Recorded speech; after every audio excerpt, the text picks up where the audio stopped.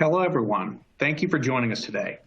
Today's webinar is about preparing for holiday returns during the coronavirus. My name is David Sisco. I'm the Global Strategy Director at UPS. My group focuses on retail and e-commerce trends, as well as the implications in the marketplace. We've teamed up with our partner, Optoro, a returns technology solution, to talk about preparing for retail's busiest season, all while in the midst of a global pandemic. In a moment, I'll let our guest introduce himself, but first we have a few housekeeping notes to cover. If you have a question, please submit it through the Q&A chat box, and we'll do our best to answer your questions as it comes in. We'll also save some time at the end of the presentation to answer a few questions live. After the webinar, we'll be sending out the recording to everybody that registered. We hope you'll enjoy.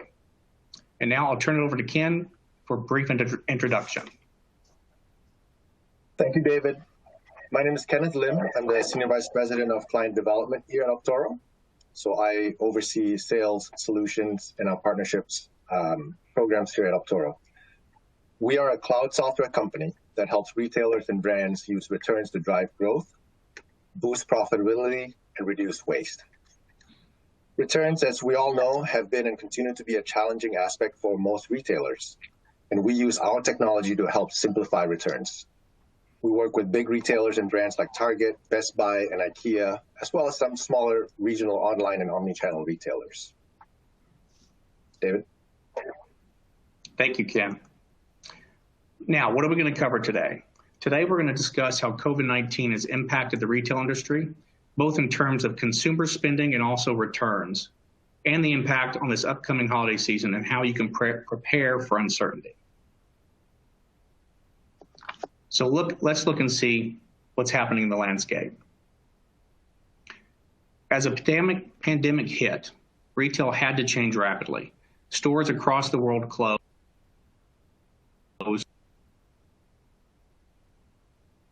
Chains rushed as purchase and houses reduced to accommodate health concerns. Traditional liquidation channels like TJ Maxx and Marshalls closed as well, eliminating some channels for resale. And most impactful, there was a major move to online commerce. Consumers have adopted short-term purchasing patterns that will likely continue long past the pandemic. Some of these changes that we're seeing, some of these trends were already in place, but some would also argue the pandemic has accelerated this retail transition as much as 3 to 5 years. So now for a quick polling question. Which of these have you recently experienced? Store closures, supply chain disruption, traditional liquidation channels, growth of e-commerce, or other? Please select one or more and click the submit button, and then we'll look at everybody's results.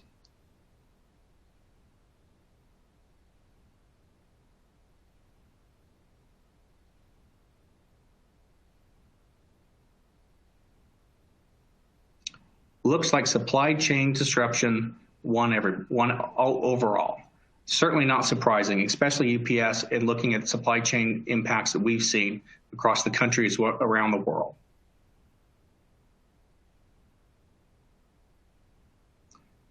So let's talk a little bit more about the growth of e-commerce.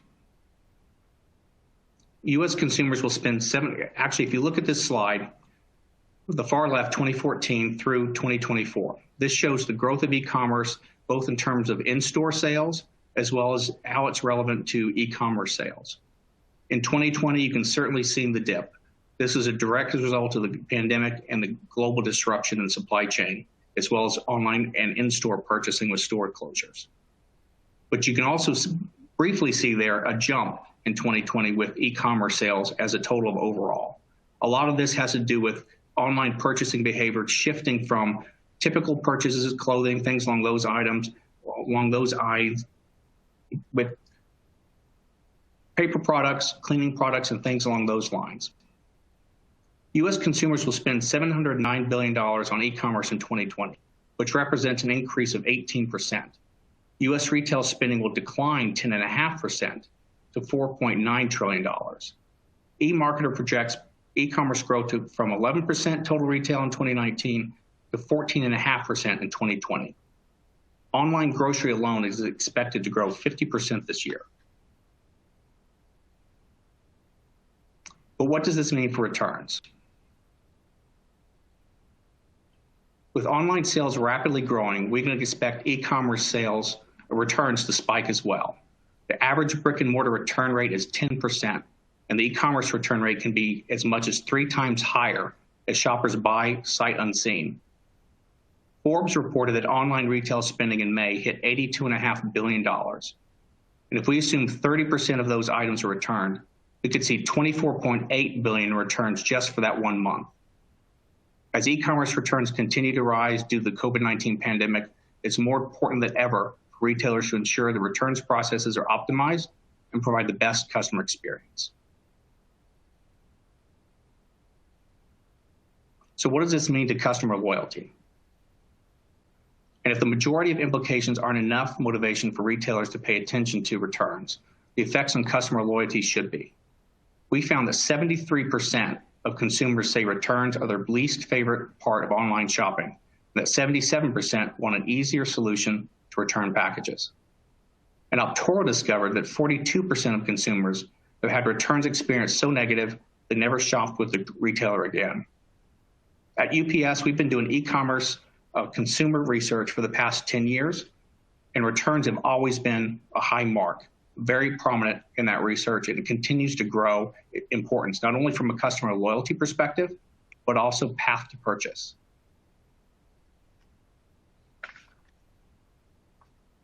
So what's the projected impact on peak season?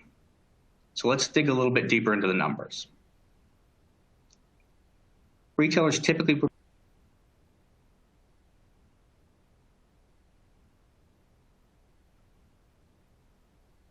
for heightened, they prepared for the holiday sales alone reached $730.2 billion. And in a study Optoro conducted in early 2020, 66% of consumers returned at least one gift they received that holiday season. On January 2nd alone in 2020, UPS reported handling 1.8 million per return packages. That's a lot of returns that could have been put a dent in holiday sales if not managed properly. With the accelerated shift in online purchases, returns this holiday season could be bigger than ever.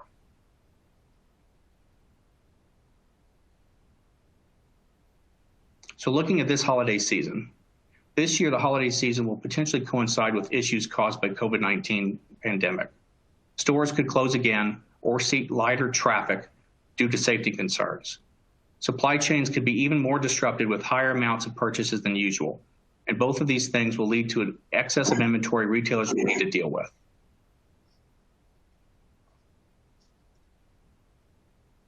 Ken, I'll turn it over to you. Thank you, David. Now let's look at each one of those 3 factors we saw a minute ago, one by one. Stores, supply chain disruptions, and surplus inventory management. And we'll look at each one of those more closely. Starting with store closures and disruptions. So what happens if stores close or have less traffic as the pandemic resurges? In previous research, we have found that up to 2/3 of consumers prefer to return items to stores. And of consumers who purchased online during the 2019-2020 holiday season, almost 40% returned items to stores. So this brings us to the question, what will happen if stores close again? Or frankly, what happens if people continue to be uncomfortable returning to stores? In our research this past May, we found that almost half of consumers will not feel comfortable going back into the store.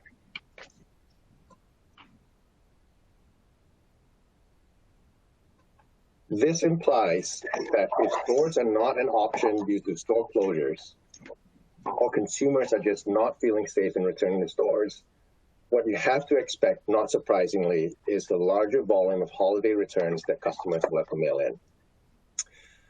You can capture this change in consumer patterns to drive customer loyalty and build repeat customers in the process. And here's how. For many retailers, the traditional parcel returns process is to simply include a prepaid shipping label in a box, which is great for customers most of the time, but really doesn't allow you, the retailer or the brand, to bring the customer back online, save the sale, or quickly exchange that product for the item that they really wanted in the initial sale, or the gift that they really wanted. The best retailers instead invest in a great online returns initiation experience. Specifically, this means investing in a customizable returns portal so that your customers have a seamless way to initiate returns. They have to call customer service less frequently. They have an ability to make an exchange or repurchase another item almost immediately while they're online. And this lets retailers to recapture that revenue and lets the customers get exactly what they want very quickly. Last but not least, that customer experience will have to include flexible options for drop-offs so that the customer has the option to decide how, where, and when she wants to return the item, all the while having already been provided an online credit for that return. I'll hand it back to David right now to expand a little bit more on the flexible return options piece via UPS, and that will allow you to meet your customers where they want to do that physical return. Thank you, Ken. Yes, thank you very much. So when we talk about returns, we've got several different variations, obviously, that consumers are looking for. So as they purchase more online, they're looking for more options and more convenience. If you look at this chart, it gives some different options that are taking place out there from a traditional to emerging trends. In the first line, that's basically the traditional. So the customer already has a prepaid return label, or they've printed one. And they also have the existing packaging that they got with the original purchase. They simply apply the label to the packaging, take it to a drop-off location like the UPS store, and it gets shipped back to the retailer.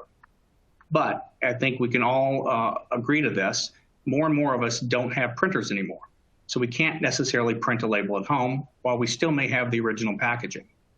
So in this scenario, merchants can actually push a barcode to the consumer's mobile device, and then take that into the UPS store. The UPS store associate will scan that barcode, print the label, take the package, apply the label, and ship it back to the retailer. Now we're also seeing more and more consumers, including myself, that get overly anxious and throw away the cardboard box that it originally arrived in. But then when I find out I need to return it, what am I going to do? So this is an emerging trend that a lot more consumers are looking for from a convenience perspective. So I don't have a label and I don't have a box. The retailer can push the barcode to the consumer's mobile device, take it to a UPS store raw with no packaging. UPS store associate will print off the address label and put the item in a poly bag, apply the label, and ship it back to the retailer. So really what consumers are looking for is flexibility. And this is certainly a differentiator for merchants when they're trying to compete as e-commerce continues to grow and returns become more prevalent from a path to purchase decision-making period. Ken, I'll turn it back over to you.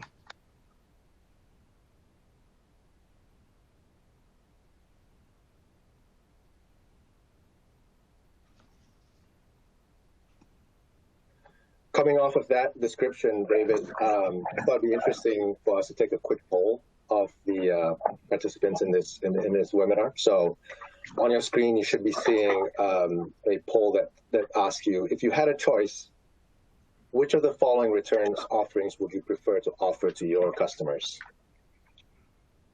So I'll wait a minute and let the audience select their choice, and then we'll look at the results.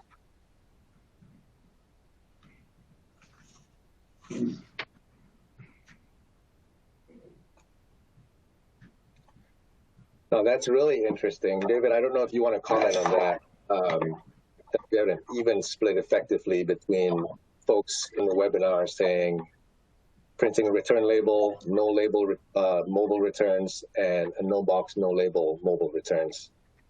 Do you have any thoughts on that even split across the board? Yeah, so I'm actually surprised to see so many selected print return label. I don't have a printer, and many of my family members and friends don't have a printer, but that's interesting. But I also see that there's certainly demand for no label and certainly no box and no label. As more people don't have printers, or it's just not convenient for them, it's certainly much easier to receive a barcode on your mobile device and just walk into a UPS store and have that scanned. So overall, I'm not surprised to see these results. It's very interesting. Yeah, and I'd say the same. I think I've been seeing more of the trends around the no box, no label, as well as the mobile returns QR code approaches, both as demands from the consumer, but then also as technologies being introduced into the retail sphere. Good. Now that we've talked about the impact of store closures and store limitations in the overall returns capability and returns initiation portion of the customer journey, let's turn to the second of those two sort of trends that you talked about early on in the presentation, David, and that's around the supply chain. If there's another wave of COVID shutdowns, there will be two areas that we will likely feel the most impact. So first is in the obvious, which is the physical handling of the returned items coming through the mail. The second is also the treatment of the unsold inventory, as we saw in the very first wave of COVID.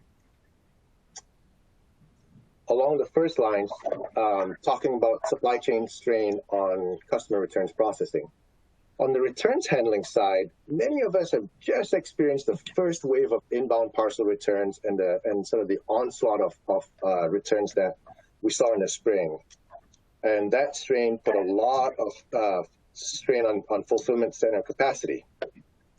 So now with the upcoming holiday season, not only will there be more online purchases as usual, there will also yet be another wave of online returns for you to deal with. On top of that, this comes at a critical point in time for your fulfillment center capacity, given that it is holiday peak. Think about this. For every item that you have to deal with in processing online returns, that capacity is taken away from fulfilling the online orders that are also flooding in at the same time. At the best of times, holiday season puts a major strain on supply chains as increased purchases and returns flood retailer systems. In a pandemic, quite frankly, this is only heightened as we saw in the spring. 77%, 3/4 of people who returned a gift this past holiday season did it within a month of Christmas, concentrating all of that return traffic within a very short period of time. So to put this compounding impact of the pandemic into context, during COVID wave 1, many of our retail partners saw nearly 50% increases year over year in mailing returns. So imagine that 50% increase on top of your prior returns peak back in January of this year. So to prepare for the increased returns within a very short period of time, it's important to take steps to streamline your returns processing. So how do we do that? First, many of our retailers use technology to automate returns processing. They use dynamic logic to help make smarter and more profitable decisions on what to do with the returned item after it is processed. And with the right returns warehouse management system, it will help simplify a lot of the decision-making and frankly, the clutter that your already strained distribution center labor force will need to contend with when it comes to processing returns. This is a big win at a time when warehouse labor is going to be scarce and intermittent, as we saw in the first COVID wave. Secondly, retailers and brands will use returns intelligence and analytics to help predict returns, prevent returns, and use post-processing outcomes to fine-tune some of your inventory decisions in the future, i.e. your buy decisions, or some of your decisions surrounding what you ask your customers to keep as opposed to send back to you.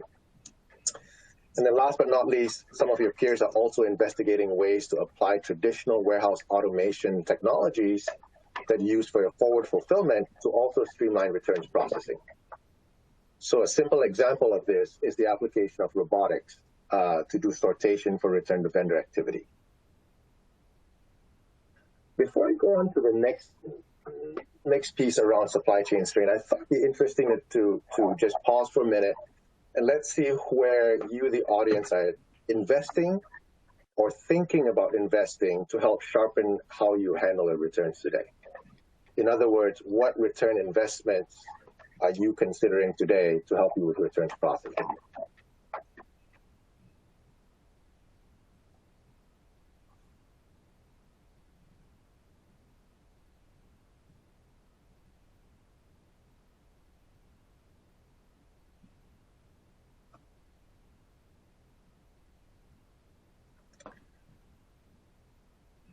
Well, I think this is kind of good for us as Optoro. I mean, it's not to say that folks are looking into returns processing technology is, frankly, just like the other poll that you did a minute ago, David. It's not surprising. I will say that amidst the pandemic and all the impacts it's had on online commerce as well as online returns, we at Optoro have certainly seen a heightened awareness and heightened interest around returns technology as a whole. Whether that's the actual processing technology that sits in the middle of your warehouse to power a lot of the warehouse movements and the processing of physical goods, or upstream in a lot of the returns initiation steps. It really doesn't surprise me that I'm seeing this. David, is there anything you want to add to some of the results here? No, I think this is a trend that we continue to see as well on the UPS side. Returns are becoming more prevalent and a much higher priority, I think, on a lot of the roadmaps that some of these merchants are putting out there. So this is not surprising. Great. Okay. So the second part of the supply chain strain theme is going to be around unsold inventory. And here,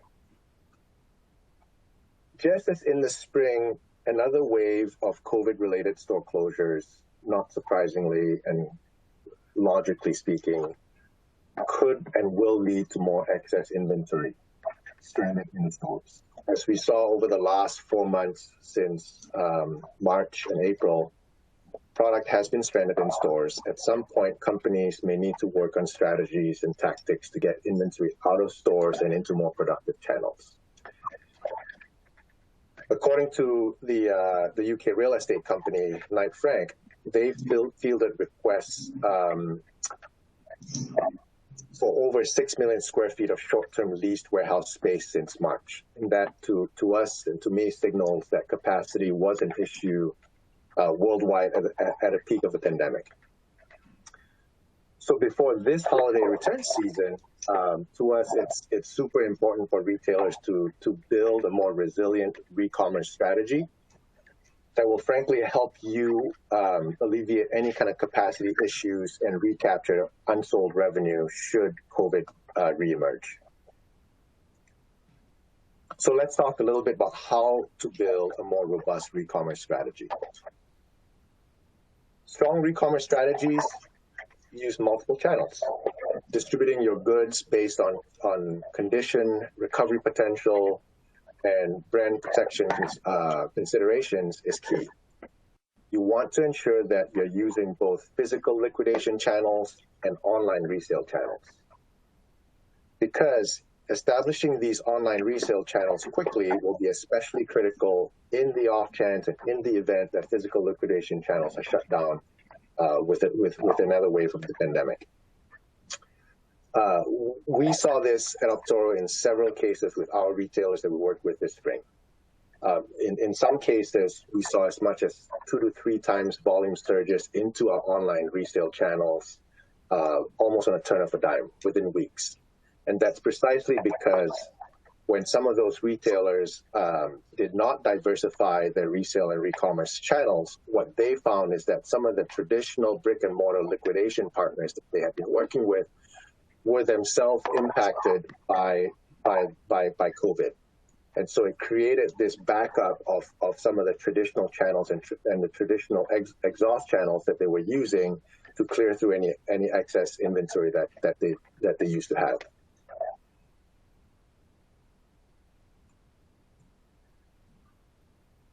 So in summary, to say that the COVID pandemic has had a major impact on retail this year is to put things very, very lightly.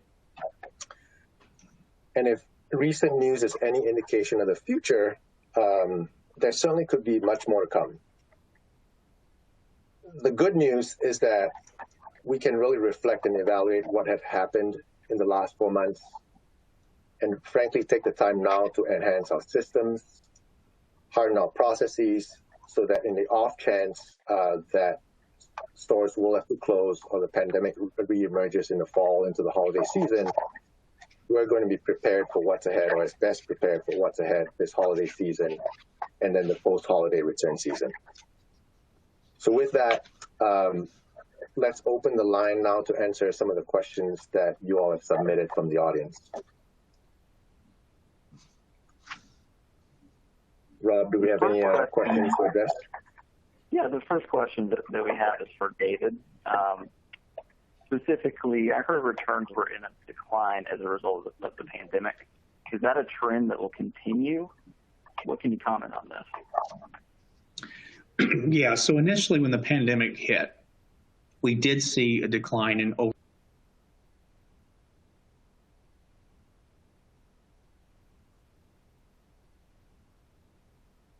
returns. And for that, it was almost impossible to do in-store returns or even ship returns back to retailers.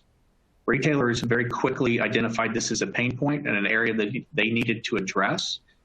So they implemented a much more liberal returns policies that were more forgiving than the typical 30 or 45-day return period. They lengthened those times. So I believe coming out of the pandemic, what we're going to see and what we certainly expect to see is a surge in returns for a period of time while all that backlog gets addressed. So those are some of the things that we've seen from a retail perspective and a consumer perspective as a result of the pandemic short term. But we think that that was going to normalize as things just start to open back up. Thanks, David. The next question is for Ken. Ken, what are some of your clients doing with their excess inventory, specifically as a result of the pandemic? Yeah, that's a good question, Rob. I would say first and foremost, they would try to restock as much into their fulfillment center to meet online orders. So there's a couple of things that we saw during the first wave. I think the first choice for many of our omni-channel retailers is if they had any type of buy online, fulfill from store technology, they were first and foremost trying to route a lot of their orders into those dark stores, minimally staffing some of those dark stores to get inventory out of their stores, leveraging some of the advances that they already had prior to the pandemic in their order management technology. Second choice would be for them to then think about moving items from the stores back into fulfillment centers, fulfill online orders. Third option was for them to hold on to items that are almost perennial items and hold it for the following season. And then, frankly, lastly, they would look at online excess channels to be able to recoup some amount of value from those items. Or they would turn to the merchant and try to negotiate with their vendors, the manufacturers, to take back a lot of the unsold inventory. So a little bit of a longer answer, but I would say if anything you got out of that answer is that they employ probably half a dozen or so different type of tactics to handle that excess goods. Thanks, Ken. I have another question for David. What can retailers do now to prepare potentially for the eventual reopening of the economy? I think what retailers need to do now is as much as they can is anticipate what consumers are going to want and need as the economy opens up and stores begin to open again. So identifying what inventory they need to push forward to those stores in anticipation of consumers being able to walk back in a store and making a purchase in person. Making sure that you've got what consumers are going to need, I think is going to be critical so that you can maintain the lifetime value of those customers, knowing that when they go to you, you can provide what they want. But I also think that we need to kind of refocus on what are consumers looking for post-pandemic. So I think a lot of consumers' expectations have been reset as a result of the pandemic. So again, going back to liberal returns policies to adjust for store closures and lack of accessibility, I think those expectations could certainly carry on. But I also think this trend of purchasing online that has really accelerated as a result of this is going to continue. And I think retailers need to invest in that channel as well to make sure that they're meeting the needs of consumers as they purchase online more than they would previously. Thanks, David. Another question for Ken. I'm a small retailer online, and I'd like to minimize my returns. What are some things that I can do to reduce the number of returns that I'm getting without alienating customers? Yeah, that's a great question, Robin. There's actually a lot underneath that question. First and foremost, as a smaller retailer, the relative impact of returns on your bottom line is going to be very big, and it's not surprising that this participant asked that question. In general, as David indicated, return rates can be anywhere between 10% for in-store purchases to 30-40% for online purchases. And so for smaller retailers, this becomes a very big deal very quickly. So having said that, the way to minimize returns isn't necessarily to tweak your return policies that become overly strict or onerous. Frankly, you're not going to win that game. You're not going to win that game, given that consumer expectations, certainly in the U.S., is at a point where returns are rightfully or wrongfully kind of a given in how we buy today and our buying and purchasing behavior today. So adjusting your policies so that they're either onerous or overly strict is not the right answer. Having said that, there's a couple of different ways that you can minimize returns. The truly proactive and sort of leading edge way to do it is to make sure that all of your product description pages and all your product descriptions are accurate, going all the way to the front of it. But even as you're doing that correctly, you're going to get those return desires. And so what we would recommend is to shift away from some of the potentially blind returns that you might get with just inserting return shipping labels straight out the gates, or doing both, meaning providing both a return shipping label as well as asking the customer to go online to initiate the return.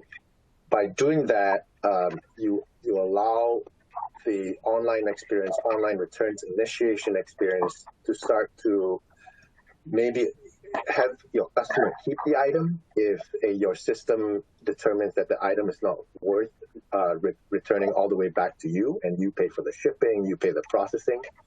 And ultimately, you will have a better customer experience by injecting a piece of technology up front to have you interact with and engage with the customer as they try to initiate their return with you. Thanks, Ken. So kind of a follow-up to that question, we sell a low-price product. Are there any specific suggestions or strategies that you have, maybe even incenting customers to keep the product versus return them, such as the customer bearing the return of the shipping costs or offering a discount potentially on their next purchase? What ideas do you have for merchants that are currently selling a low-price product with return? Yeah, also a good question. And the concept of low-price products and handling returns on low-price product, certainly not a new one. If you all recall, Jet.com back before they were acquired by Walmart, spent a lot of time in providing incentives for the customer during the checkout process to offer lower prices if they opted to do away with the right to return an item.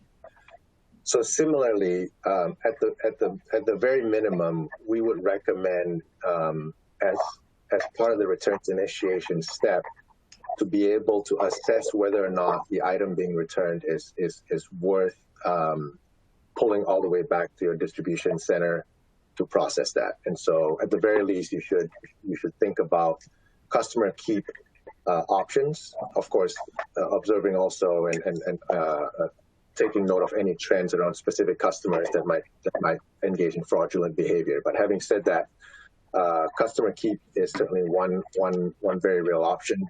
And then the charging of shipping costs is a very real one and something that our technology platform enables. So charging shipping costs for certain items that are being returned, or even within the returns initiation step, you might, instead of providing a shipping label for a low-priced product, you might ask the customer to bring it to your closest store instead of providing a shipping label just sight unseen for low-priced product. So you can direct, based on the returns initiation portal, direct your customer one way or the other, either provide a shipping label or not provide a shipping label, and instead direct that person to a store to cut down on some of those inbound shipping costs for any low-priced product. Thanks, Ken. So I have another question for David.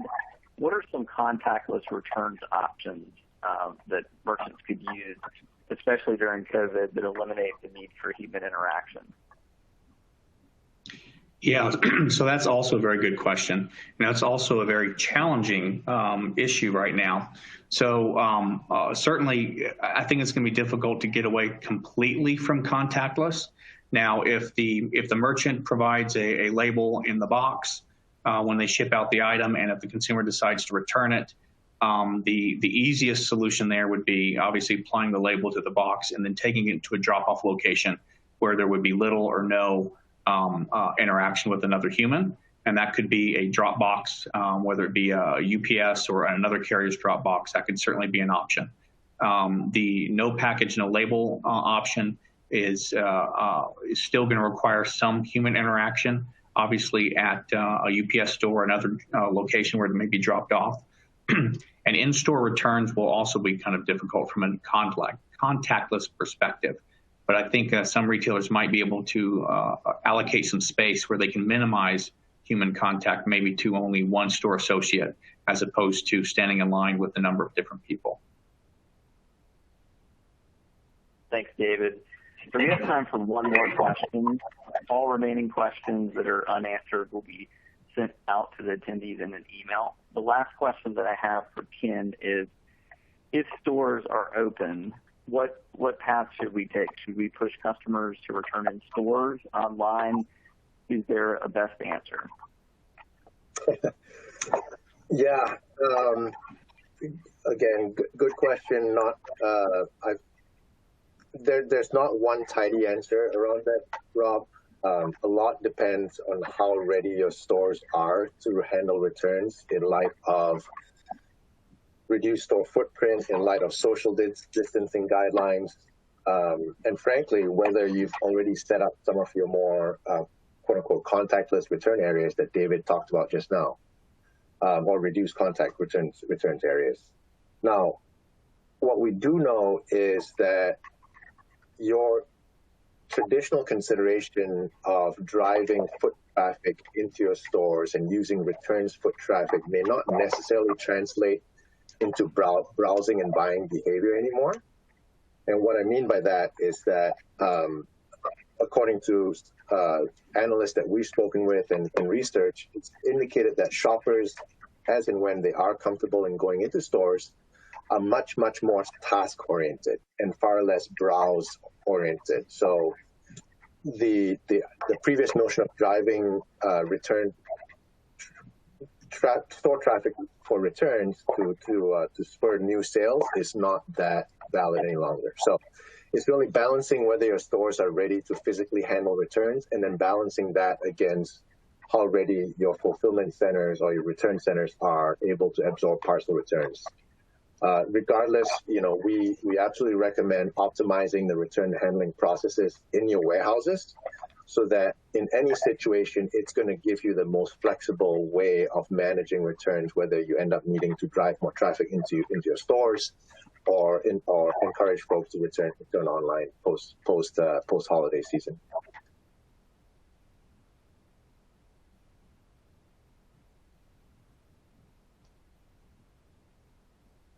Okay, listen, that's the conclusion of our webinar today. I want to thank everybody for attending and your participation. We got some really good questions. And again, we will be sending out a recording of this webinar in a couple of days. Thank you.